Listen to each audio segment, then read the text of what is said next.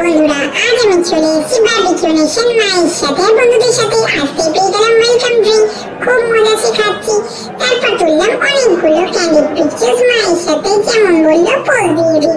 তারপর ভাবছি কতক্ষণে এই হয়তো আসছে, এই হয়তো খাবার আছে, সেই করতে করতে বেশ কিছু ছবি তুলেই নিলাম। তারপর আর না পেয়ে খেলাম শুধু কুলফি, আর মাও শুরু করে দিল ডেজার্ট খাওয়া।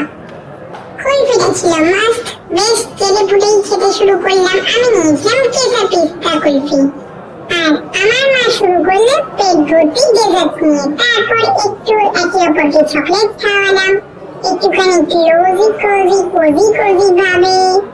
দেখতেই পাচ্ছ ডেজার্টের সম্ভার আমাদের সামনে।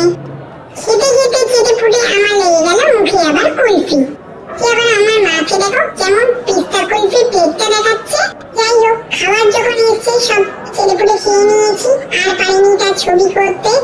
এখন তো খেয়ে দিয়ে পেট ফাটিয়ে ফেলেছি, আর পারছি না কতক্ষণে যেখান থেকে বেরোতে পারবো তাও বুঝতে পারছি না। এখন একটু হাঁপাই সুস্থাই। মা গো, আমার মার কত ছবি তুলবে গো, আর পারি না আমি। মা গো, চলো না মা, এবার চলো। ও যাবে না তো, খালি ছবি তুলবে? দাঁড়াও দেখেছি। নাও হয়েছে এবার কতগুলো ছবি নেবে? নাও, যা রাজ্যের আমি ভরিয়ে দিয়েছি, দেখো। এবার তো বেরিয়েও কিনা বারবিকিউ নেশন লেখা থেকে অমনি শুরু হয়ে গেল পোজ দেওয়া, আবার ছবি তোলা। না মা, আমি তোমার লাভার, তুমি আমার লাভার, চলো আমরা তুলি পোজ। হলো এবার শান্তি, এবার চলে পড়ো চলি। পেটটা আমার যাচ্ছে ফেটে, যদিওতে পারছি না হেঁটে, চলে পড়ো বাড়ি।